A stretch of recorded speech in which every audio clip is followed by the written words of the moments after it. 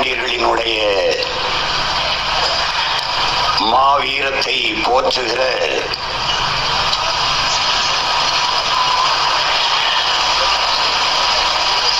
மாபெரும் பொதுக்கூட்டம் வரலாற்று சிறப்பு நிறைந்த இந்த திருவெரும்பூர் மண்ணிலே நடந்து கொண்டிருக்கிறது. உணர்வு எழுச்சியோடு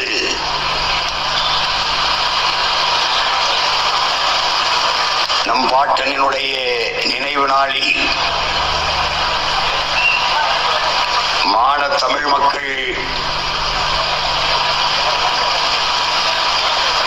அவர்களுக்கு வீர வணக்கத்தை செலுத்துவதற்கு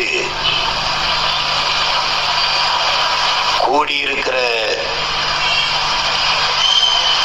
என் உயிர் சொந்தங்கள் அனைவருக்கும் என்னுடைய அன்பு வணக்கம். நம்முடைய வீர பெரும்பாட்டன்கள் மருது பாண்டியர்களுக்கு என்னுடைய வீர வணக்கம்.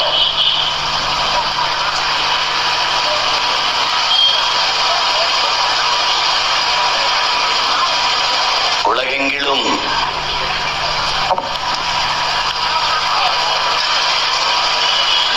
வரலாற்றின் பக்கங்களை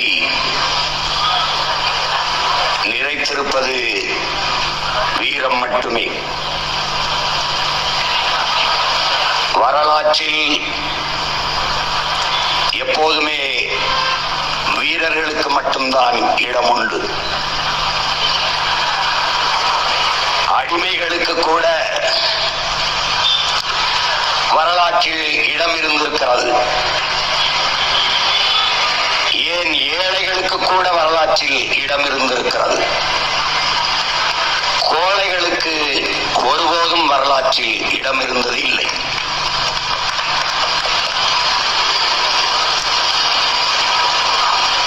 வீரமற்ற இனம், வீரர்களை பெற்றிருக்காத நிலம் உலகெங்கிலும் அடிமைப்பட்டுத்தான் வாழ்ந்து அழிந்திருக்கிறது. அப்படி அடிமைப்பட்டு சிதைந்து என் இனம் என் நிலம் அழிந்து போய்விடக் கூடாது என்பதற்காக ஒரு வீர வரலாற்றை எங்கள் தாய் நிலத்தை தன் ரத்தத்தால் எழுதிய மாபெரும் வீர மறவர்கள் எங்களுடைய பாட்டனார்கள் மருது பாண்டியர்கள். அதனால் தான் ஒரே ரத்தம் அதே வீரம் என்று அந்த வீர மறவர்களின் புகழை நாங்கள் போற்றிக் கொண்டிருக்கிறோம்.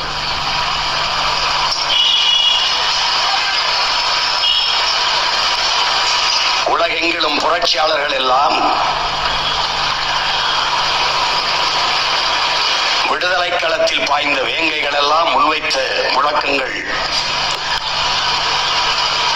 ஒன்றே ஒன்றுதான். அது அடிமை வாழ்வா உரிமை சாவா, சரணடைந்த வாழ்வா அல்லது சண்டையிட்ட சாவா. இதுதான் எல்லோரும் முன்வைத்த வீர முழக்கம். உயிரிலும் மேலானது நமது உரிமை. ஏனென்றால் உயிரை இழக்கலாம், அது தனிப்பட்ட ஒருவனுக்கான இழப்பு. உரிமையை இழப்பது என்பது அவன் பிறந்த பெருமை மிக்க இனத்திற்கான இழப்பு. அதனாலேதான் உயிரினும் மேலானது எமது உரிமை.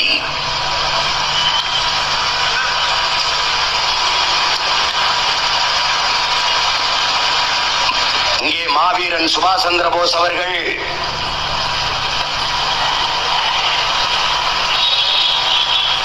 எனக்கு தெரியாத 3 எழுத்து பயம், எனக்கு தெரிந்த 3 எழுத்து வீரம் என்ற முழக்கத்தை முன்வைக்கிறார்.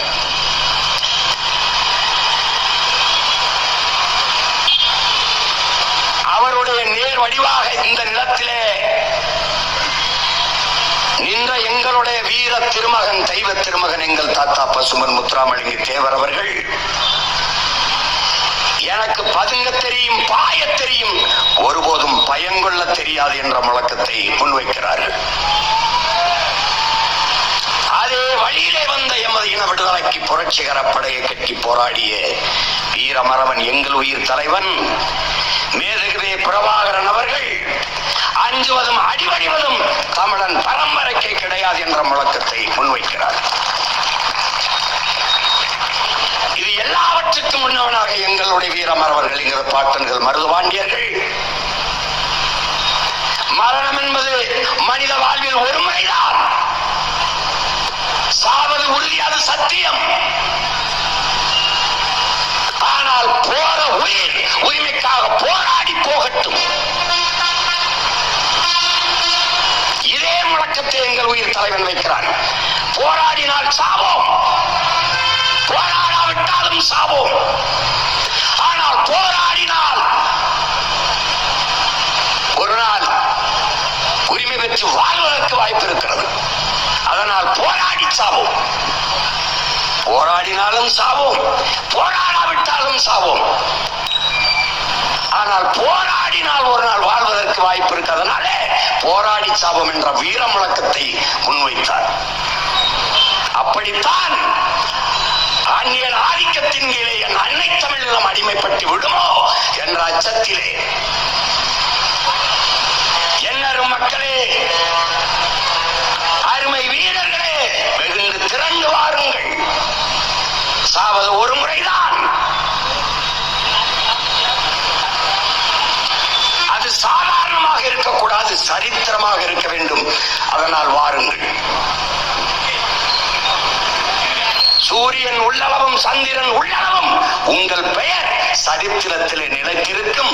வாருங்கள், மண்ணின் விடுதலைக்காக போராடி மாளலாம் என்று வீர முழக்கத்தை இட்டவன் நம்முடைய வீர பெரும்பாட்டன்கள், மருதுபாண்டியர்கள் விட்ட நிலம் இந்த நிலம். அதனால்தான் அவன் பேரன் இந்த நிலத்திலே நின்றவனுக்கு இந்த வீர வணக்கத்தை பெருமிதத்தோடும் திமிரோடும் செலுத்திக் கொண்டிருக்கிறேன்.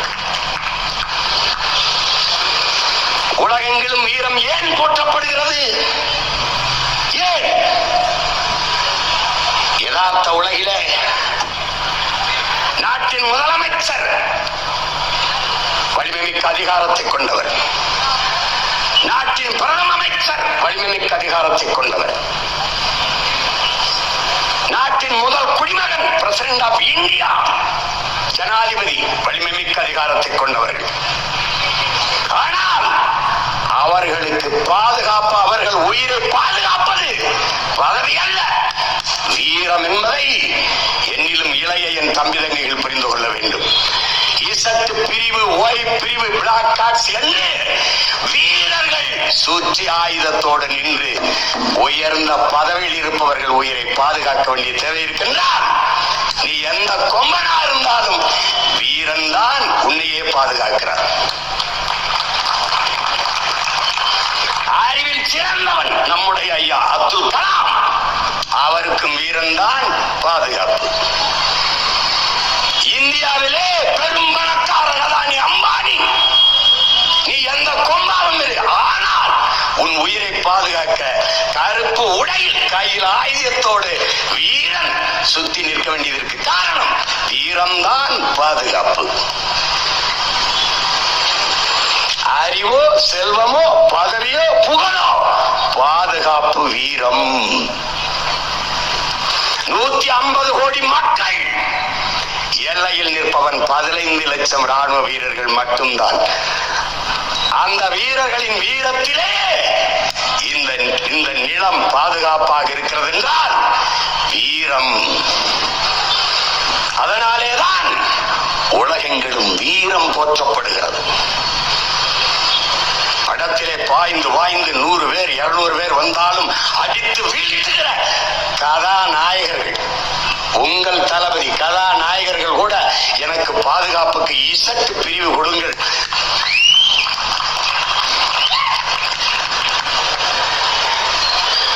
காரணம் வீரம். அதனால மருதுபாண்டியன் சொல்கிறான், வரலாறு வீரர்களுக்கானது, கோழைகளுக்கானது அல்ல என்கிறார்.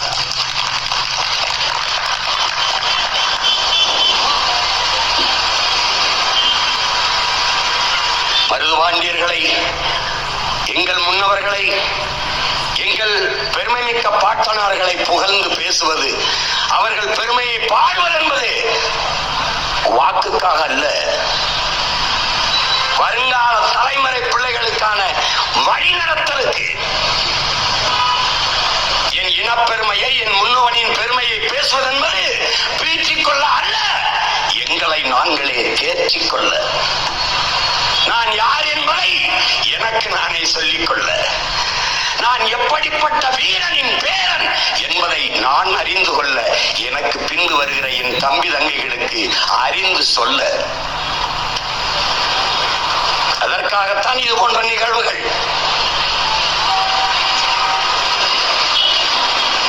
மருதுபாண்டி யார் என்றே தெரியாதவன் எனக்கு வாக்கு செலுத்தி என்னாக போகிறது?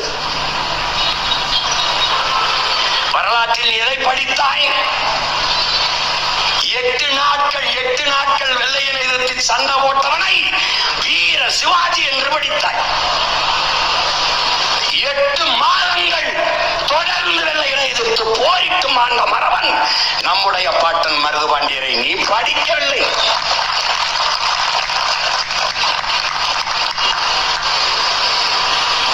அவன் வரலாற்றில் நேர் முன்னத்தியே சீமான் என்கிற இந்த சிவகங்கை பிறந்த எளிய மகனுக்கு அவன் பாட்ட நேர் முன்னத்தியே.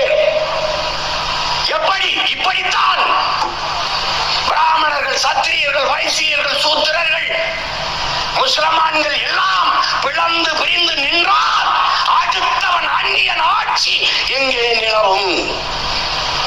அந்நியன் ஆட்சியிலே வாழ வேண்டிய அடிமை நிலை உருவாகும். அவன் முழக்கமிட்ட காலம் வெள்ளையன், அவன் பேரன். அதே கோரிக்கை முன்வைக்கிறேன். படையாட்சி பறையர் தேவர் தேவேந்திரர் என்று தமிழ் பேரினத்தில் பெருத்த தமிழ் சமூகங்கள் பிளந்து பிரிந்து நின்றால் அடுத்தவன் ஆட்சியின் கீழே அடிமையாக வாழ நேரிடும். அவன் முழக்க வைத்தது வெள்ளையன், நான் முழக்க வைக்கிற காலம் கொள்ளையன் காலத்தில். அதனாலே மாமன்னர்கள் மருதுபாண்டியரும் அவன் மண்ணின் பிள்ளை சீமானும் ஒரே நேர்கோட்டில் இருக்கிறோம்.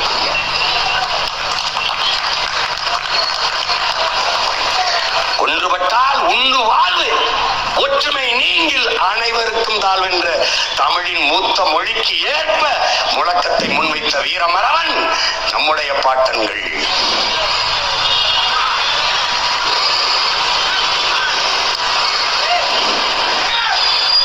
நன்கு கவனிச்சுக்க. நீ உலகெங்கும் தத்துவம் என்ன உனக்கு கற்பிக்கிறது? தன்னை தாழ்த்திக் கொள்ள தயாராக இல்லாதவன் தலைமை ஏற்கிற தகுதியை பெறமாட்டான்.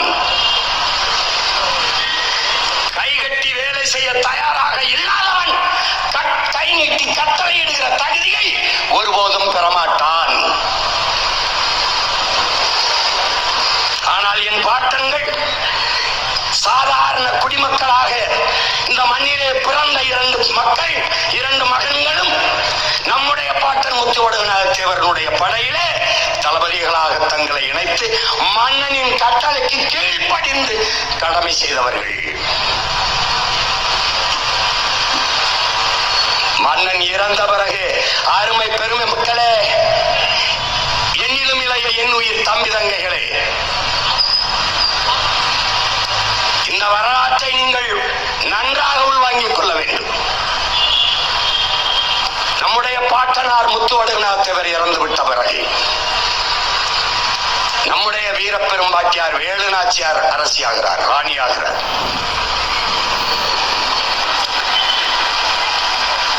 நம் பாட்டிக்கு கீழே படை தளபதிகளாக நின்றவர்கள் நம்முடைய பாட்டன்கள் மருதுபாண்டியர்கள்.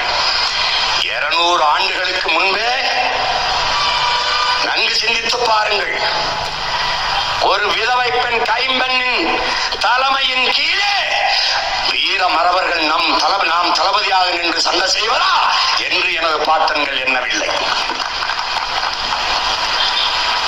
நாங்கள் தான் பெண்ணிய உரிமையை பெற்றுக் கொடுத்தோம், நாங்கள் தான் பெண்களை மதிக்க கற்றுக் கொடுத்தோம் என்று பீத்து திரிகிற திராவிட பதர்களே, 200-250 ஆண்டுகளுக்கு முன்பே என்னுடைய வீர பெரும்பாட்டி வேலு நாச்சியாரின் படையிலே தளபதிகளாக நின்று அந்த வீர மாதாவை கட்டளை ஏற்று களத்திலே பாய்ந்த மறவர்கள் எங்கள் பாட்டன்கள் மருதியவர்கள்.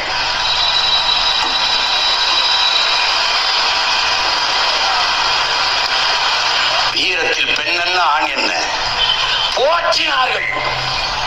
வீர மாதாவின் கட்டளைக்கு கைவிரல் அசைவுக்கு கண்ணசைவுக்கு களத்திலே பாய்ந்த வேங்கைகள் நம்முடைய பாட்டன்கள். பதவிக்காக சண்டையிட வரவில்லை, பதவிக்காக களத்திலே போகவில்லை, நம் பாட்டிக்காக உயிரை களத்திலே பழியிட களத்திலே நின்ற மறவர்கள் நம்முடைய பாட்டன்கள்.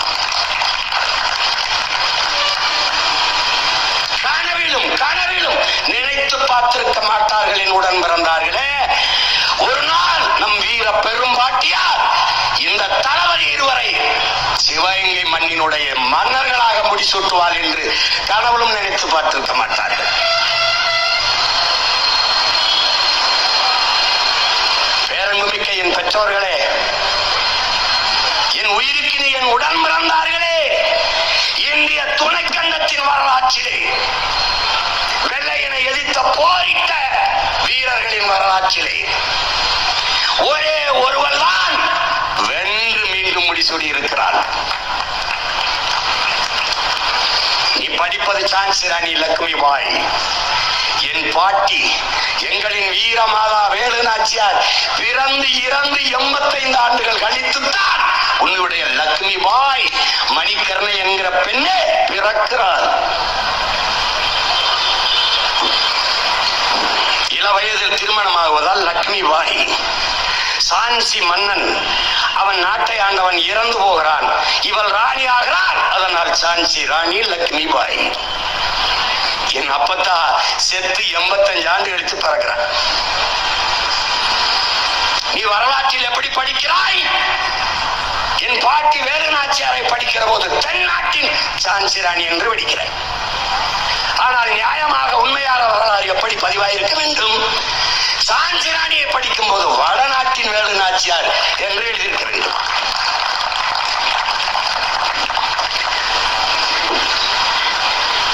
என் பாட்டி தன் தாய் மண்ணை மீட்க போரிட்டால் சான்சி ராணி வளர்ப்பு மகளை முடிசூட உரிமை இல்லை என்பதற்காக போரிட்டார்.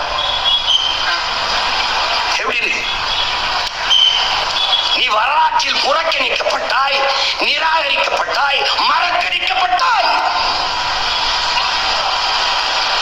வரலாற்றில் தெளிவு பெறாத எந்த இனமும் எழுச்சி வர முடியாது.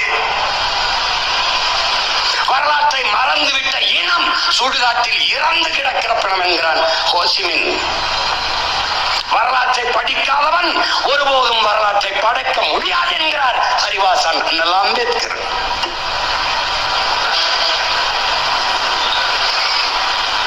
அதனால்தான் எங்கள் உயிர் தலைவன் வரலாற்றை படி, நீ வரலாற்றை படை, வரலாறாகவே வாழ் என்ற முழக்கத்தை எங்களுக்கு முன்வைத்து சென்றார்.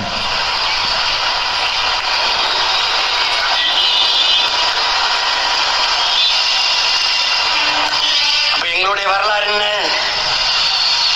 புறக்கணிக்கப்படுகிறது. அப்போது அண்ணல் அம்பேத்கர் என்ன சொல்கிறார் நமக்கு?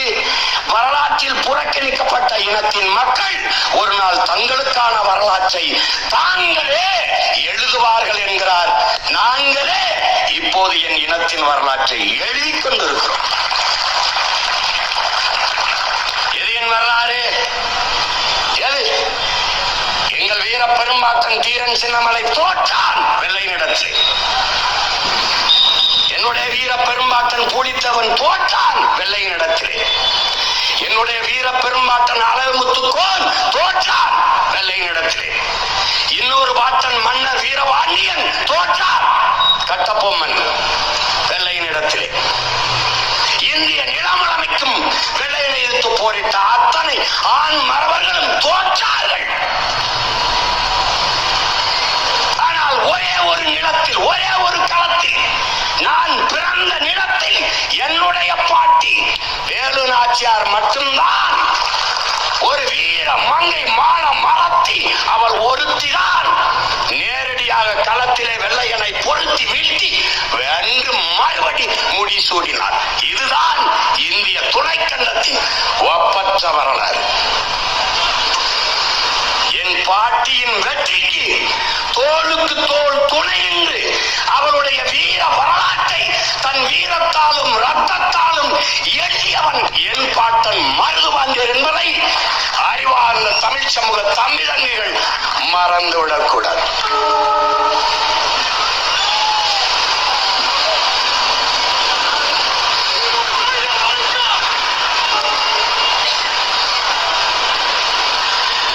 அவன் எப்படிப்பட்ட ஆட்சியை செய்திருப்பான்? மக்களால் ஒருவன் எவ்வளவு தூரம் நேசிக்கப்படுகிறான் என்பதை அதற்கு சான்றாக இருக்க முடியும். என் உடன் பிறந்தார்களே, குடிதழி கோலோச்சும் மாநில மன்னன் அடிதொலி நிற்கும் உலகு என்று வள்ளுவ பெரும்பாட்டனார் தந்திருக்கிறார். ஒரு மக்களின், ஒரு நாட்டின் குடிகளின் ஒரு பெற்ற தாய் தன் பிள்ளைக்கு எப்படி குறிப்பறிந்து உணவூட்டுவாரோ, இந்த நேரம் என் பிள்ளைக்கு பசிக்கும் என்று பாலூட்டி, இந்த நேரம் என் பிள்ளைக்கு உறக்கம் வரும் என்று தொட்டிலிட்டு தாளாட்டி எப்படி பேணி பாதுகாத்து வளர்ப்பாலோ, அப்படி தன்னுடைய குடிகளுக்கு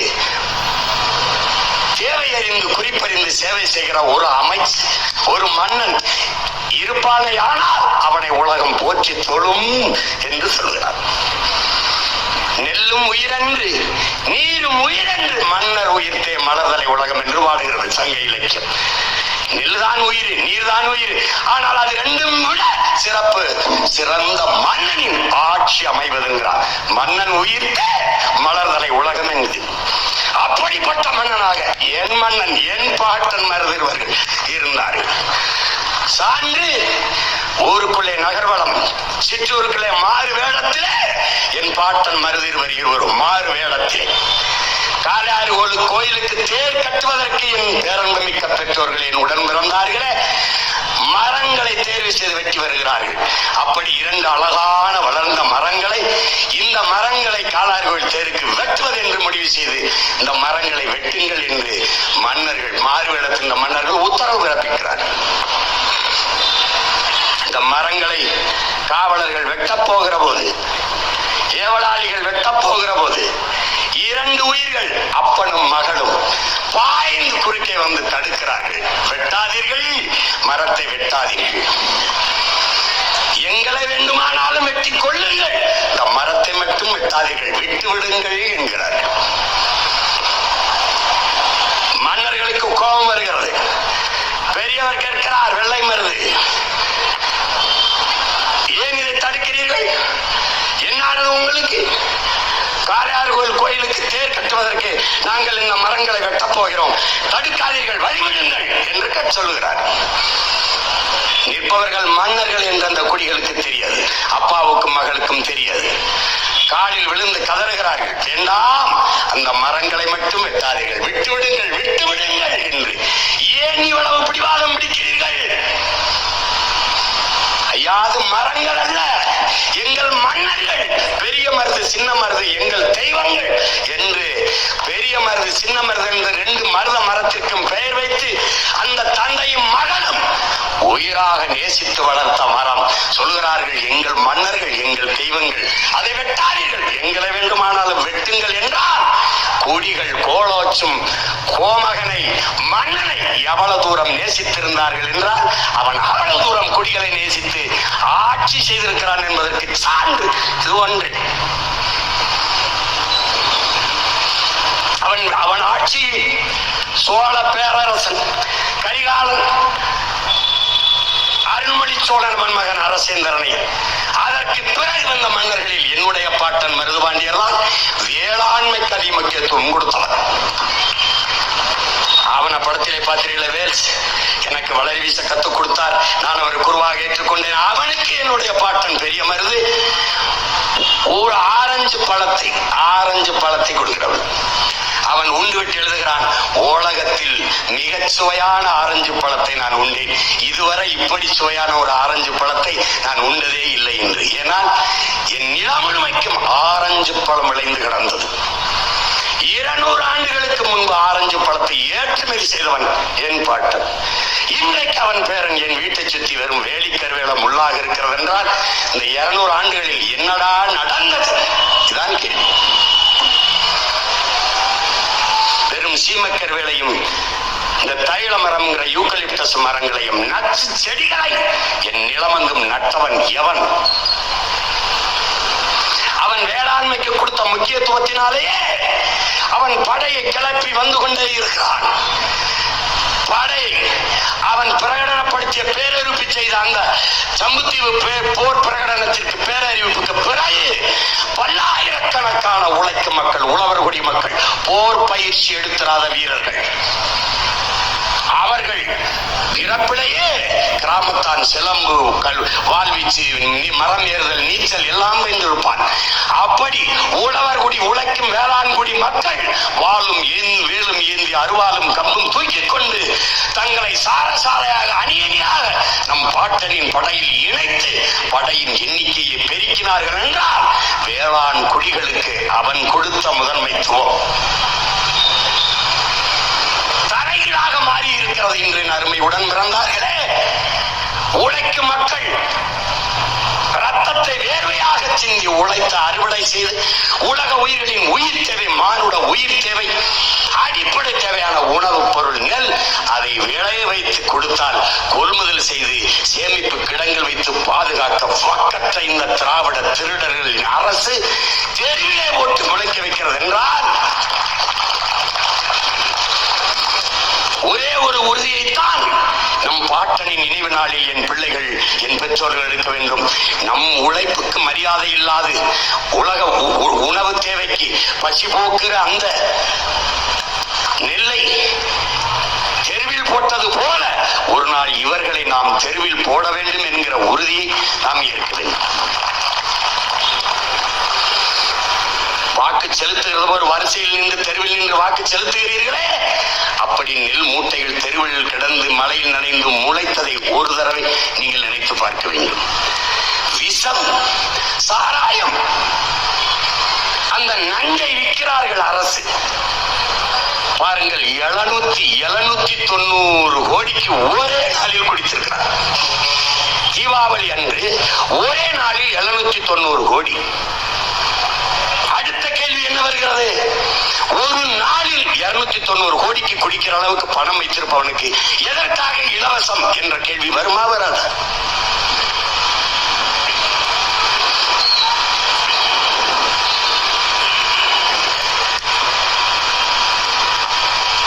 எப்படிப்பட்டவர்கள்? அந்த டாஸ்மார்க்கில் விற்கிற சரக்கை விலை உயர்ந்த கட்டிடங்களை கட்டி, அதிலே மதிப்புமிக்க கட்டிடங்களை கட்டி, அதிலே அடுக்கி, அதற்கு குளிரூட்டி வடை போட்டு, அதற்கு கண்காணிப்பு கருவிகளை பொருத்தி, வாயிலில் 2 காவலர்களை நிறுத்தி பாதுகாக்கிற அரசை நீங்கள் எத்தனை காலத்திற்கு பாதுகாக்கப் போகிறீர்கள்? என் அன்பு பெற்றோர்களே, என் உயிருக்கு நீ உடன் பிறந்தார்களே,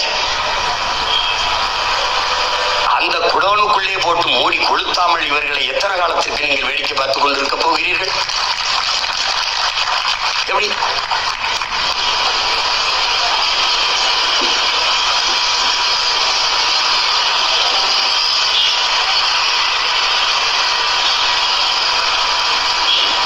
பரம்பரை வீரத்தை போற்றுவதால் வீரமிக்க, எழுச்சிமிக்க, போர்க்குணமிக்க ஒரு தலைமுறை உருவாகும்.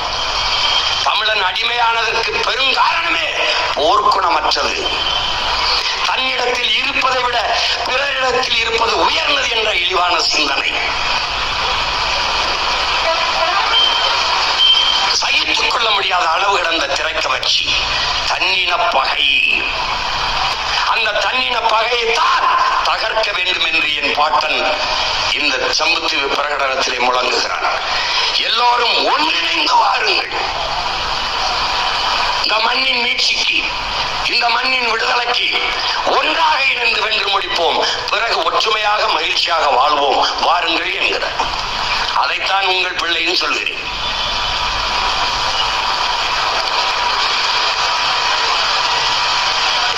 நமது பாட்டனுக்கு இருக்கிற மரியாதை என்ன? 100-150 கோடியில் உலக புகழ்பெற்ற கடற்கரையிலே 2 ஏக்கரில் சமாதி கட்டி படுத்திருக்கிறார்கள் இவர்கள். அவர்கள் சாதனை என்ன? என்ன செய்தார்கள்? என்ன செய்தார்கள்? ஆனால் நம் பாட்டனின் ஆண்டுதோறும் நினைவிடத்தில் போய் வணக்கம் செலுத்துவது வழி வருகிறதே. ஒரு நெருக்கமான சந்திலே தூக்கில் விடுவதற்கு முன்பு நம்முடைய வீர பெரும்பாட்டன் பெரிய மருதவர்கள் என்னுடைய தலையை வெட்டி கொண்டு போய் காளையார் கோயிலுக்கு முன்பு அடக்கம் செய்யுங்கள் என்கிறார். அங்கே அடக்கம் செய்யப்பட்ட அந்த வீர மறவனின் தலை அடக்கம் செய்யப்பட்ட இடத்தில் தான் நாம் ஒவ்வொரு ஆண்டும் வணக்கம் செலுத்துகிறோம். ஒரு மரப்பாச்சி பொம்மை தண்டி ஒரு சிலைக்கு. இந்த ஆண்டு போகிற போது சிறைக்குள் கைதிகளை சந்திக்க போறது போல ஒடுக்கமான கம்பிகளை கட்டி ஒரு அடிமைகளை அழைத்து செல்வது போல ஒரு வீர மறவன் விதைக்கப்பட்ட இடத்தில் அவன் பிள்ளைகள் பேர பிள்ளைகள் பெருமிதத்தோடும் திமிரோடும் வழிபடப் போகிற ஒரு இடம் போல இருக்கிறதா? இல்லை. இருந்து திராவிடர்கள் ஆட்சி நம்மை எவ்வளவு தூரம் இழிவுபடுத்தி புறந்தள்ளி அவமதிக்கிறது என்பதை மான தமிழ் மக்கள் புரிந்து கொள்ள வேண்டும். இதை போலதான் நம்முடைய தாத்தா தெய்வ திருமகன் நாளை மறுநாள் வணக்க நிகழ்வு நீ பார்ப்பாய்.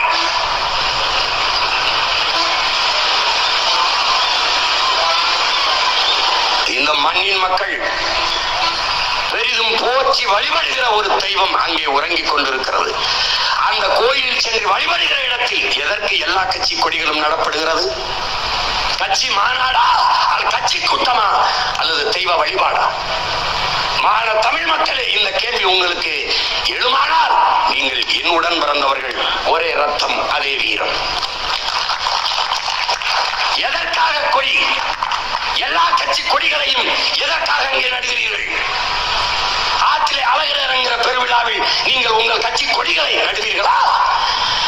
திருச்செந்தூரில் நடக்கிற அந்த முருகனுடைய திருவிழாவிற்கு நீங்கள் உங்கள் கட்சி கொடிகளை நடுவீர்களா? எதற்காக என் தாத்தனின் கோயிலே போய் நீங்கள் அவர் வழிபாட்டு தலத்திலே உங்கள் கட்சி கொடிகளை நடுகிறீர்கள்? உங்கள் கட்சி கூட்டமா, உங்கள் கட்சிகளின் மாநாடா? எதற்காக? எதற்காக? எவ்வளவு தூரம் அவமதிக்கிறார்கள் என்பதை அறிவார்ந்த தமிழ் சமூக பிள்ளைகள் சிந்திச்சு பார்க்கணும். முன்பு எப்போதும் இல்லாத வழக்கம், இரு பக்கமும் வாழை தாரோடு வாழை மரத்தை வெட்டி வெட்டி 10-20 ஏக்கர் நிலங்களில் இருந்து வெட்டி வெட்டி வந்து நட்டு வைக்கிறார்கள். கரும்பை, விலை உயர்ந்த உணவு பண்டத்தை, கரும்பை அடுக்கடுக்காக அப்படியே நட்டு வைக்கிறார்கள். யாரை வரவேற்க? யாரை வரவேற்க? இந்த அற்ப திருட்டு திராவிட பதர்களை வரவேற்க இந்த வாழையும் கரும்பும் இருக்கிறதா? நீ இந்த மண்ணின் உழவர் குடிக்கு கொடுக்கிற மதிப்பு இதுதானா? வேளாண்மையை, வேளாண் குடிமக்களை போற்றுவது இதுதானா? உன் உழைப்பை எப்படி வீதியிலே போடுகிறேன் பார் என்று காட்ட நினைக்கிறாயா, விரும்புகிறாயா? இந்த முறையும் பார், கடந்த முறை காணொலியில் பார், எல்லா கட்சி கொடிகளும் கீழே வாழை மரம், கீழே கரும்பு. வழிபட்டு திரும்புகிற போது என் மக்கள் அந்த வாழை தாரை பிப்பதும் கரும்புகளை அத்துக்கொண்டு போவதும் அவமானமாக இருக்கிறது. பார்க்க தன்மானமிக்க தமிழ் பிள்ளைகளின் நெஞ்சு பதறுகிறது.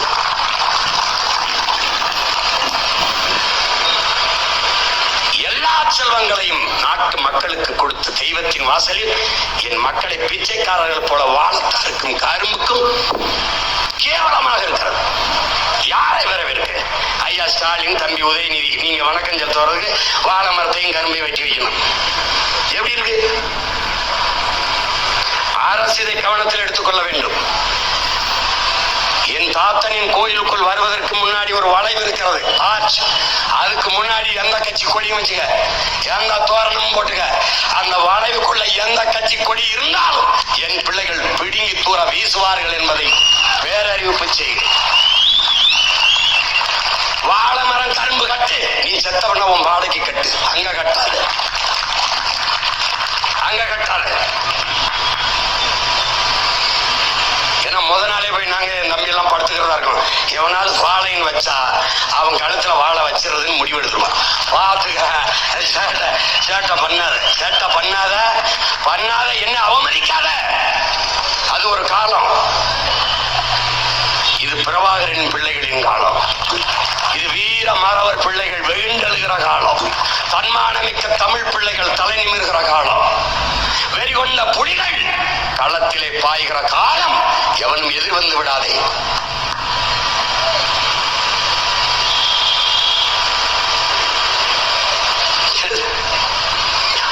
நம் பாட்டனும் பாட்டியும் நமது முன்னவர்கள், இங்கே வணக்கம் செலுத்திய நமது முன்னவர்கள் வீர பெரும்பாட்டன் தீரன், சிவத்தையா தம்பி முத்துக்கருப்பத்தேவர், ஊமத்துறை, கேரள வர்மா, பழசி ராஜா, அந்த தூந்தா ஜிவாக், அங்கே நம்முடைய வீர பெரும்பாட்டன் விருப்பாச்சி கோபால் நாயக்கர், அங்கே மயிலப்பன் சேர்வை, இவர்கள் எல்லாம் போரிட்ட காலம் இன்னும் அப்படியே இருக்கிறது. அந்த ரத்தம் இன்னும் ஈரம் காயாமல் இருக்கிறது. அவர்கள் விட்டு சென்ற வீர மூச்சு காற்று நம்மை சுற்றி சுற்றி சுழன்று வருகிறது. அந்த மூச்சு காற்றை சுவாசிக்கிற நாம் நீமிருந்து வெகுண்டு எழ வேண்டியிருக்கிறது. காலம் அப்படியே இருக்கிறது. அந்த தேவை அப்படியே இருக்கிறது. அந்த போர் அவசியப்படுகிறது. அன்னைக்கு நமது பாட்டன்கள் களத்திலே வாழும் வேலும் ஏந்தி நின்றார்கள். நாம் அதனினும் வலிமையான சொல்லாயுதம் ஏந்தி களத்திலே நிற்க வேண்டியது இருக்கிறது. அறிவாயுதம் ஏந்தி களத்திலே நிற்க வேண்டியிருக்கிறது. அன்னைக்கு வெள்ளை ஆகாதிபத்தியம் தான், இன்னைக்கும் அதே வெள்ளையே அந்நிய ஆதிக்கம் தான். அன்னைக்கு ஒருவன் மட்டும் வர்த்தகம் செய்ய வந்தான், கப்பலிலே வந்தான். அவனை விரட்டி அடிப்பது, அவனை நாட்டை விட்டு துரத்துவிடுவது விடுதலை போராட்டம் என்றார்கள். அவர்களை விரட்டி விட்டதை சுதந்திரம் என்றார்கள். ஆனால் விடுதலை பெற்ற இந்த நாட்டில் ஒரு ஆண்டுக்கு ஒரு நாட்டிற்கு அடிமையாக இருந்த என்னிடம் உலகில் எல்லா நாட்டுக்கும் அடிமையாக இருக்க துடிக்கிறது.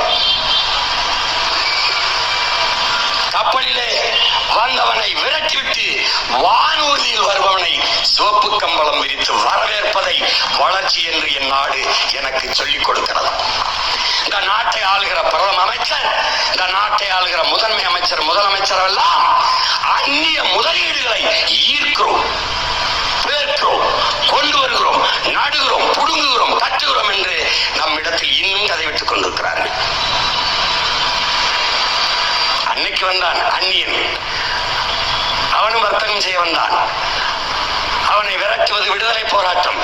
இன்றைக்கு ஊர் ஊராக விடுதலை பெற்ற நாட்டின் ஆட்சியாளர்களே போய் எங்க ஊருக்கு வாருங்கள் வணிகம் செய்ய, எங்க ஊருக்கு வாருங்கள் முதலீடு செய்ய என்று இருகரம் விரித்து அழைப்பதை வளர்ச்சி என்கிறார்கள்.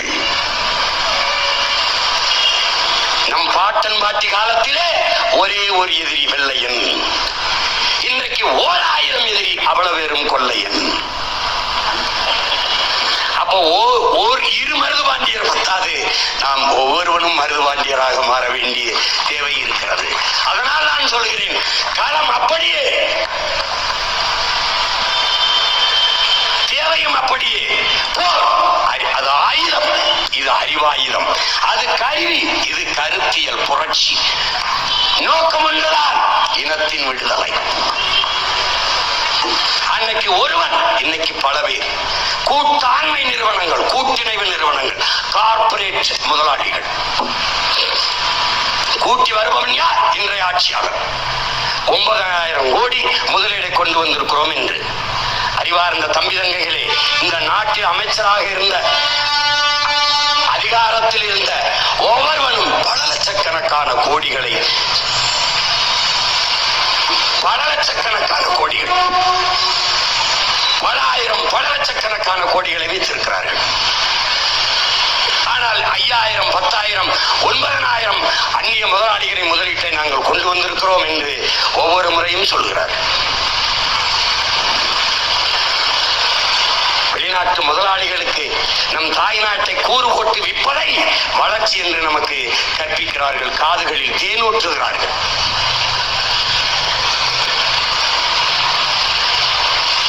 அதை இளைய தலைமுறை தமிழ் பிள்ளைகள் உணர்ந்து தெளிந்து எழ வேண்டும் என்பதுதான் இந்த வீர பெரும்பாட்டனின் வணக்கத்தை போற்றுகிற நாளிலே நீங்கள் அறிய வேண்டிய செய்தி. இன்னும் அந்த போர் தொடர்கிறது. முன்னிலும் அவசியம் இந்த போருக்கு இருக்கிறது.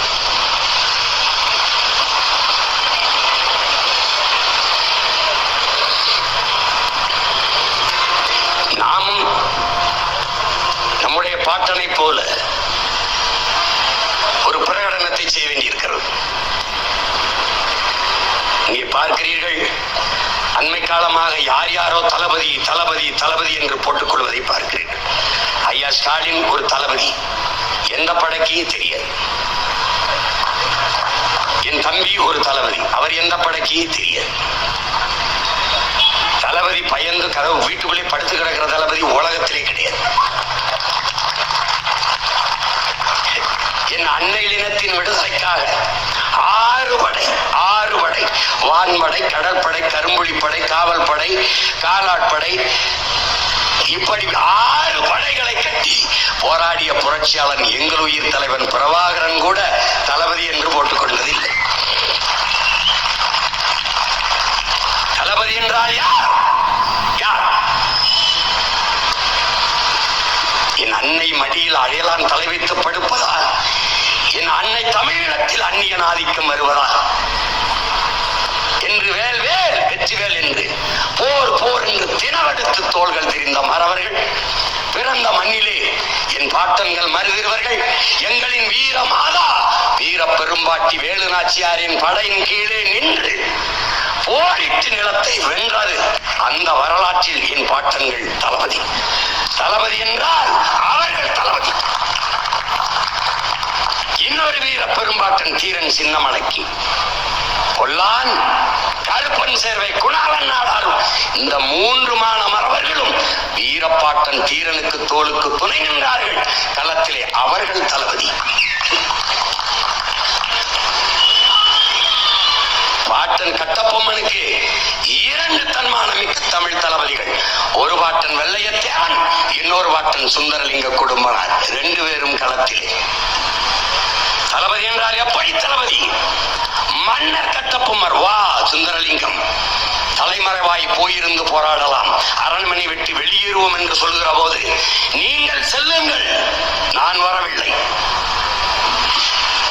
வெள்ளையன் என்னையை தாண்டித்தான் இந்த கோட்டையை தொட முடியும், என்னை தாண்டித்தான் இந்த கோட்டையை அவன் தொட முடியும், தொட வேண்டும் என்று ஒற்றை மகனாக கோட்டை வாசலில் நின்று 8 நாட்கள் வெள்ளைய ராணுவத்தை எதிர்த்து போரிட்டவன் நம்முடைய பாட்டன் சுந்தரலிங்க குடும்பனார்.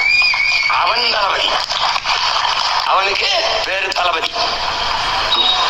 இன்னொரு வீர பெரும்பாட்டன் உன் துப்பாக்கி தோட்டாக்கள் என் ஆட்டு புழுக்கைக்கு சமம் என்று வீர முழக்கமிட்ட அழகுமுத்துக்கோன் நம்முடைய பாட்டன். அவனுடைய படையிலே முத்தழகுக்கோன், முத்து இருளக்கோன், மயிலப்பக்கோன் என்று 6 படை தளபதிகள் என்றார்கள். அவன் தளபதி.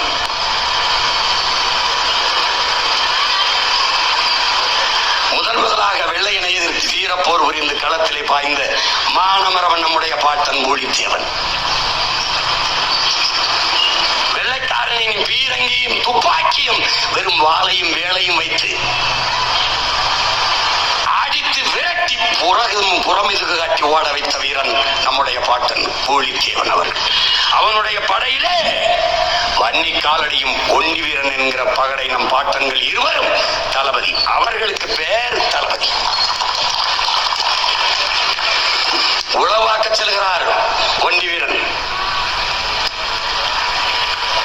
அந்த எதிரி நாட்டு வீரர்கள் வெளியில் வருகிறார்கள், தன்னை கண்டுகொள்வார் என்று என்ன செய்கிறார்? ஒரு வைக்கோலுக்குள்ள போய் பதுங்கிக் கொள்கிறார். அந்த நேரம் அவன் வந்து குதிரையை கட்ட வந்தவன் என்ன செய்கிறான்? அந்த வைக்கோலுக்கு பக்கத்திலே ஒரு முளக்குச்சி அடிக்கிறான். இவர் மறைஞ்சு படுத்திருந்த இடத்திலே அவர் கை மேலேயே அந்த முளக்குச்சியை அடிக்கிறார். அவரால் கத்தவும் முடியவில்லை, ஒன்றும் செய்யவில்லை. கத்தினால் கண்டுபிடித்து விடுவான், கழுத்தறுத்து விடுவான், வந்த வேலை கெட்டு போகும். அந்த வலியை பொறுத்துக் கொண்டிருக்கிறான். யாருக்காக? என் பாட்டன் பூலித்தேவனுக்காக. அவன் போய்விட்டான், கையை எடுக்க முடியவில்லை, வாளை எடுத்தான், கையை மணிக்கொட்டோடு வெட்டிவிட்டு மொட்டை கையோட போகிறான். இருட்டில போக வெளிச்சம் தெரியவில்லை. இந்த கையில துணியை சுத்தி அந்த துணியில எரிபொருளை கொட்டி தீப்பந்தம் போல ஏந்தி கொண்டு ஒற்றை கையிலே குதிரை ஓட்டிக்கொண்டு நம் பாட்டன் பூலித்தேவனுக்கு முன்பு போய் நிற்கிறான். அவன் வாழ்க்கையிலே அவனை பெற்ற தாய் தந்தை இறந்தது கூட அப்படி அளவில்லை. பூலித்தேவன், ஒண்டி வீரா உன் கையை இழந்து விட்டேனே என்று கதறி கதறி அழுகிறான். அவன் தளபதி. அவன் தளபதி. ஆற்காடு நவாப்பின் படையிலே இருந்தவன் பாட்டன் பூலித்தேவனை போரிட்டு தோற்கடிக்க வேண்டும் என்று வந்த தளபதிகள், இஸ்லாமிய தளபதிகள். முகமது மியான்சைன் என்கிறவரும் அந்த நபிகான் கட்டாக் என்கிற 2 தளபதிகளும் ஆற்காடு நவாப்பின் தளபதிகள். உலக வரலாற்றில் இது போன்ற அது நடந்திருக்கா பாருங்க. முகமது மியாசன் என்பவரும் இந்த நபிகான் கட்டாக் என்பவரும் எந்த ஒரு மன்னனை யாரை போரிட்டு தோற்கடிக்க வந்தார்களோ போர்க்களத்தில் அவன் வீரத்தை பார்த்து உடனடியாக பூலித்தேவனின் வீரத்தை பாராட்டி அவன் படையிலே தளபதிகளாக தங்களை இணைத்துக் கொண்டவர்கள் இந்த இஸ்லாமிய பெருவீரர்கள். இவர்களுக்கு பேர் என்ன? தளபதி. இப்ப இவர்களுக்கெல்லாம் என்ன பேரு? நம்ம தலைவிதி.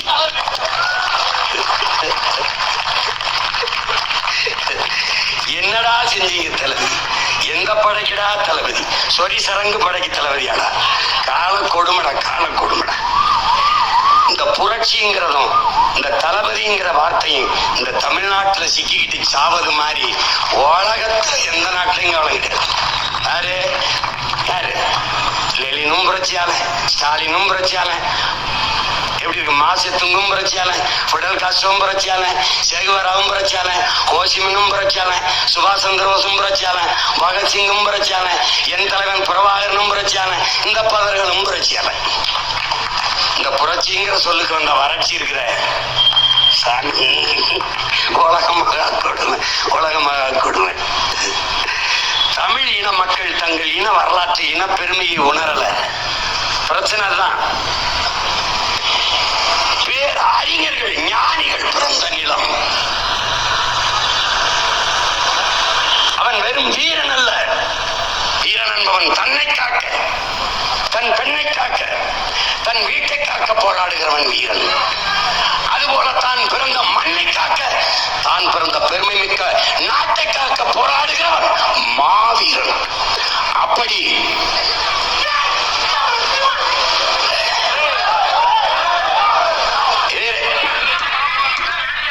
அமைதியாக பாப்பா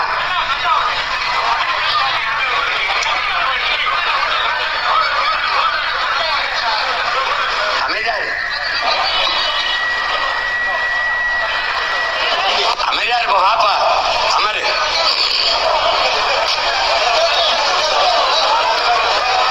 நீ அமைதியா இருப்பா.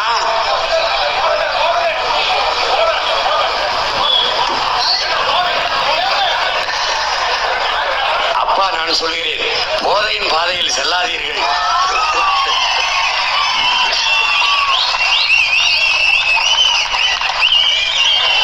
போதையின் பாதையில் செல்லாதீர்கள்.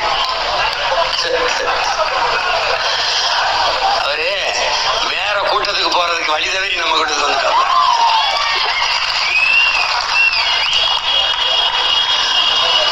வாங்க அமருங்க தம்பி.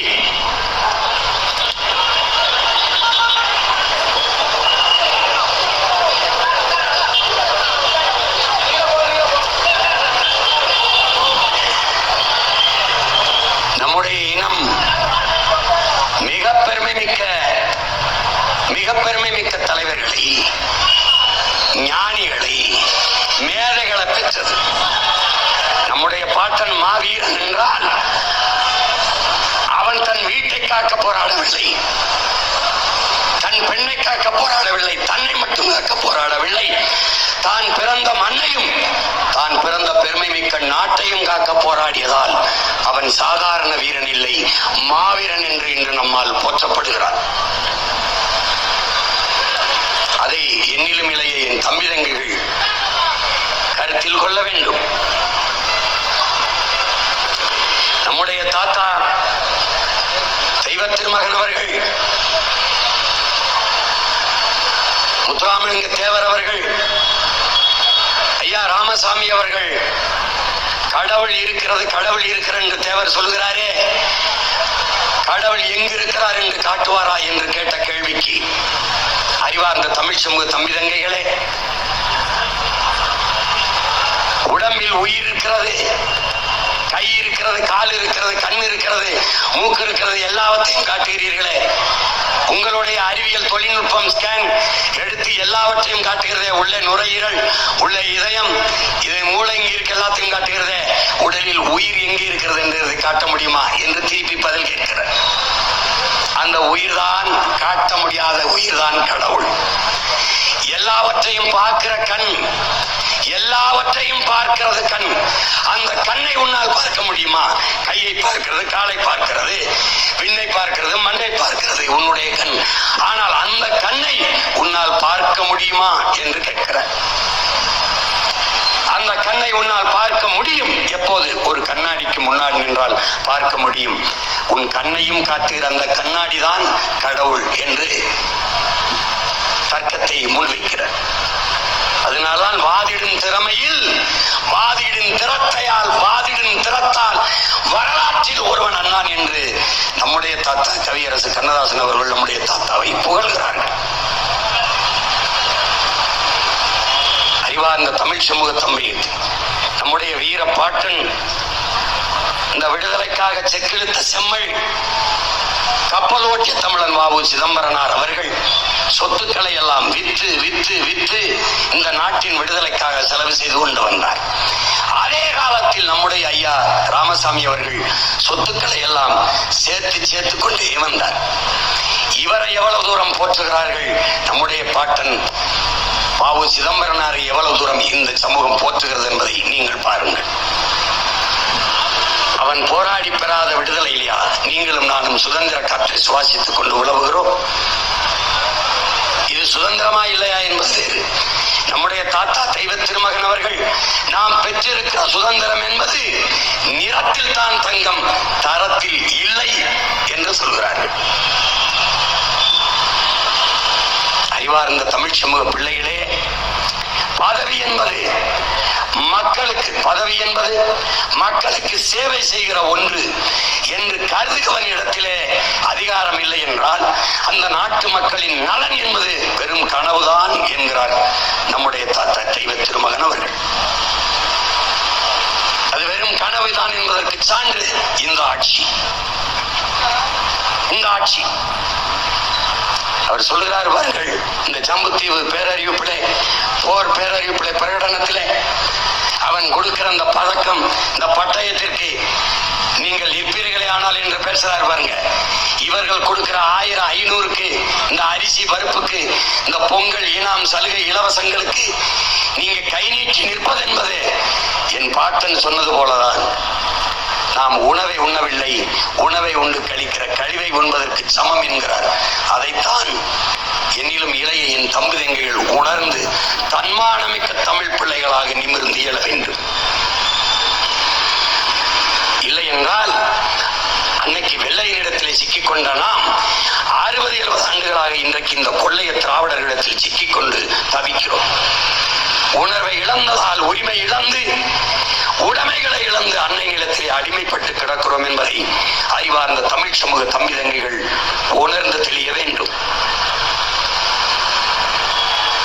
இன்றைக்கு நம்முடைய பாட்டனார் மாவீரர்கள் மருதுபாண்டியர்கள் எந்த நிலத்திலே போர் பேரறிப்பை, போர் பிரகடனத்தை, இந்த ஜம்புத்தீவு பிரகடனத்தை இந்த நிலத்திலே செய்தார்களோ அதே நிலத்திலே அவன் பேரன் சீமான் இந்த நிலத்திலே ஒரு பிரகடனத்தை செய்கிறேன். பிப்ரவரி 7ஆம் தேதி இதே நிலத்தில், நம் பாட்டன் நின்று உலாவிய நிலத்தில், அவன் கால்பட்ட களத்தில், அவன் மூச்சு காற்று சுற்றி சுழல்கிற இந்த நிலத்தில் மாபெரும் மாநாடு, மாற்றத்தை விரும்பும் மக்களின் மாநாட்டை நடத்துகிறோம். இது நம் இனத்தின் திருவிழா. எல்லோரும் கூடுவோம், குடும்பம் குடும்பமாய் கூடுவோம், கொடிய அரசியலை மூடுவோம். இது கொள்கை மறவர்களின் கூட்டம். கொள்ளையர்கள் எடுக்க வேண்டும் ஓட்டம் என்கிற முழக்கத்தை முன்வைத்து கூடுவோம். ஒருவர் 10ஆக இல்லை, 100ஆக கூடுவோம். அறிவார்ந்த தமிழ் சமூக தம்பிதங்கைகளே, பேரெழுச்சியாக திரள்வோம், திரள்வோம், திரள்வோம். தீந்தமிழ் இனத்தீரே பகை மிரள திரள்வோம் திருச்சியிலே. இந்த திராவிட அரசியலை தீயிட்டு கொளுத்த தீய ஆட்சி முறை ஒழிய தூய ஆட்சி முறை மலர, கேடுகட்ட பணநாயகம் ஒழிய மாண்புமிக்க ஜனநாயகம் மலர,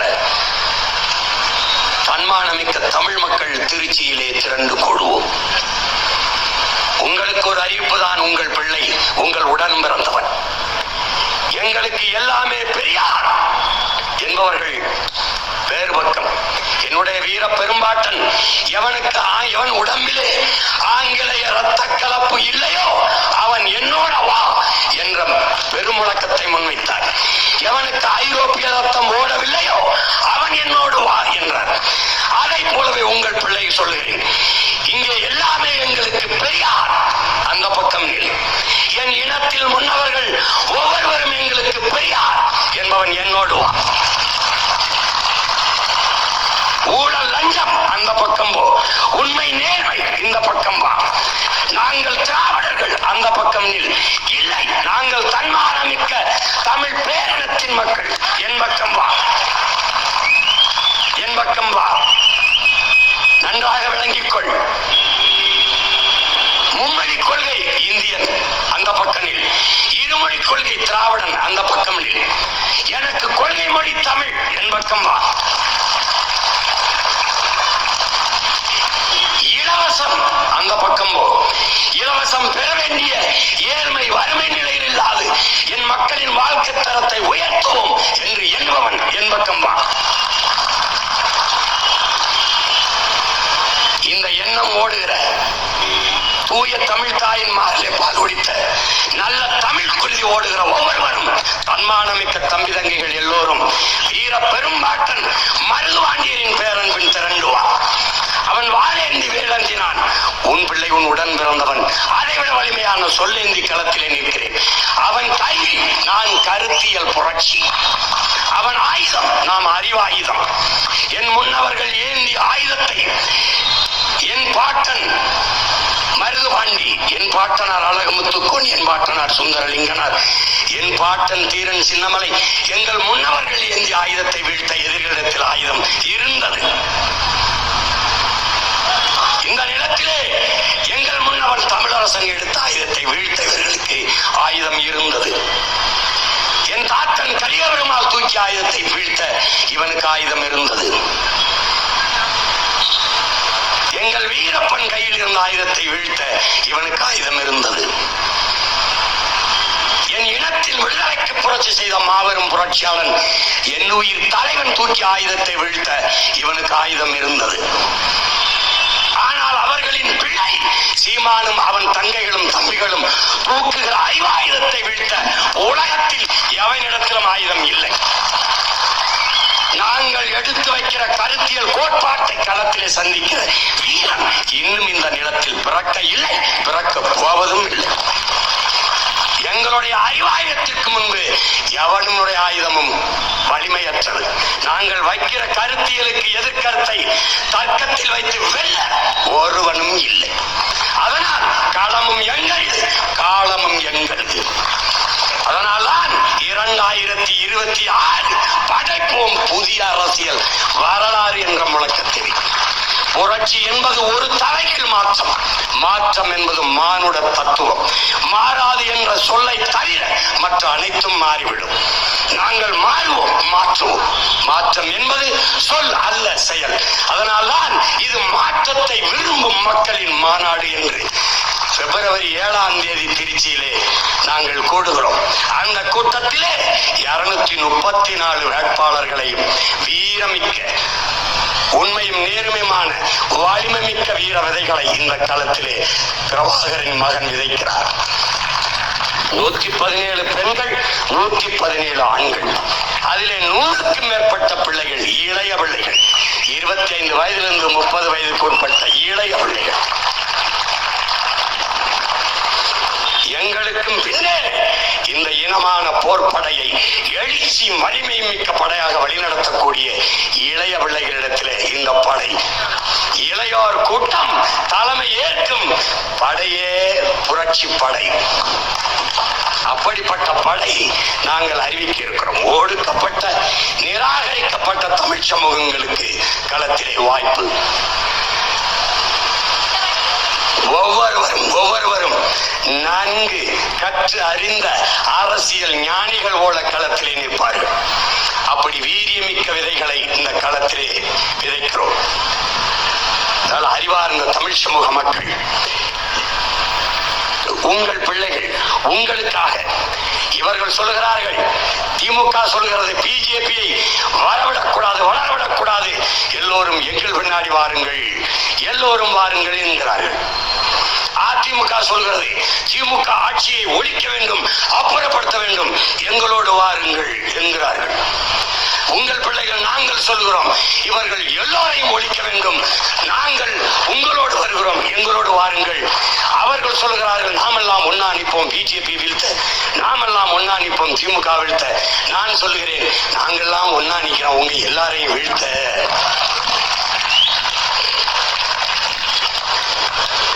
மாறுதல் என்பதும் மறுமலர்ச்சி என்பதும் இப்படித்தான். புரட்சி என்பது ஒரு தலைகீழ் மாற்றம். மேலே இருக்கிறது கீழே வரும், கீழே இருக்கிறது மேலே போகும். புரட்சி என்பது ஒரு கரும்பாறையை ஒரு சிறிய கடப்பாறை கொண்டு புரட்சி போடுகிற முயற்சிக்கு பெயர் தான் புரட்சி. அதைத்தான் உங்கள் மகன் இந்த இடத்திலே செய்து கொண்டிருக்கிறேன். ஒரு பாறை இல்ல, இரு பாறை, அழுக்கு பாறை, ஊழல், லஞ்சம், ரத்த கரை, கொடிய பாறையாக இருக்கிற கரும்பாறைகள் திமுக, அதிமுக, பிஜேபி, காங்கிரஸ் என்கிற இந்த பாறைகளை ஒரே புரட்டாக புரட்டி உருட்டுகிற வேலையை உங்கள் பிள்ளைகள் செய்து கொண்டிருக்கிறோம். எங்களுக்கு வலிமை தர வேண்டிய பொறுப்பும் கடமையும் எங்களை பெற்றவர்களுக்கு, எங்கள் உடன் பிறந்தவர்களுக்கு இருக்கிறது. அதனால் உங்கள் மதிப்புமிக்க வாக்கை விவசாயி சின்னத்தை வாக்கு செலுத்தி எங்களை வெற்றி பெற செய்ய வேண்டும். எப்படி வீரத்தோடு முழக்கமிட்டு வாலேந்தி நம்முடைய வீர பெரும்பாட்டன் நிற்கிறானோ அப்படி அவன் வேறன் அதே அவசரத்தோடு கையை உயர்த்தி களத்திலே நிற்கிறேன். அது அது ஆயுதம், இது அறிவாயுதம். இரண்டுக்கும் நோக்கம் ஒன்றுதான், என் இனத்தின் விடுதலை, என் மண்ணின் மக்களின் பாதுகாப்பு. எனவே அறிவார்ந்த தமிழ் சமூக சொந்தங்கள், நம்முடைய வீரமிக்க மானமிக்க நமது மான மறவர்கள் நம்முடைய வீர பெரும்பாட்டங்களுக்கு நம்முடைய வீர வணக்கத்தை செலுத்துகிற இந்த பெருமைமிக்க நிகழ்விலே, இந்த திருச்சி மண்ணிலே 26 தேர்தலிலே போட்டியிட இருக்கிற வேட்பாளர்களில் சிலரை நான் அறிவிக்கிறேன். இதிலே திருவெரும்பூர் தொகுதியிலே என் உயிர் தம்பி ஜல்லிக்கட்டு ராஜேஷ் அவர்கள் போட்டியிடுகிறார்கள்.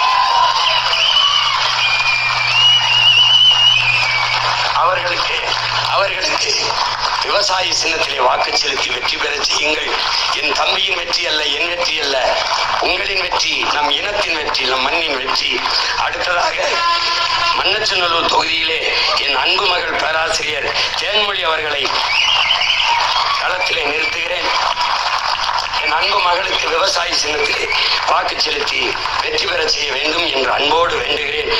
லால்குடி தொகுதியிலே என் அன்பு இளவல் வழக்கறிஞர் மதன் அவர்களை வேட்பாளராக களத்திலே நிறுத்துகிறேன். இவர்களை வெற்றி பெற செய்து வீரமிக்க மான மறவர்கள் நம்முடைய பாட்டனார்களுக்கு இந்த வீர வணக்கம் செலுத்துகிற நாளில் நீங்கள் உறுதியேற்றுக் கொள்ள வேண்டும். எந்த போருக்கு பேரழைப்பு கொடுத்தானோ நம்முடைய பாட்டன், அதே போர் இன்னும் தேவைப்படுகிறது. அந்த காலம் அப்படியே மிச்சம் இருக்கிறது. அவன் பேரன் இன்று உங்களுக்கு பேரலை கொடுக்கிறேன். வாருங்கள், எல்லோரும் ஒன்றிணைந்து இந்த தீய திராவிட ஆட்சியாளர்களை வீழ்த்துவோம். புரட்சி எப்போதும் வெல்லும். நாளை நமது வெற்றி அதை சொல்லும். நம் இலக்கு ஒன்றுதான், இனத்தின் விடுதலை. இனம் ஒன்றாவோம், இலக்கை வென்றாவோம். தமிழ் தாய் வாழ்க, தலைவர் பிரபாகரன் வாழ்க. வீரமிக்க மானமிக்க வீரமரவர்கள் நம்முடைய பாட்டன் மருது பாண்டியர்களுக்கு அவன் பேரன் பெருமிதத்தோடும் திமிரோடும் என்னுடைய வீர வணக்கத்தை செலுத்துகிறேன். வீர வணக்கம், வீர வணக்கம்.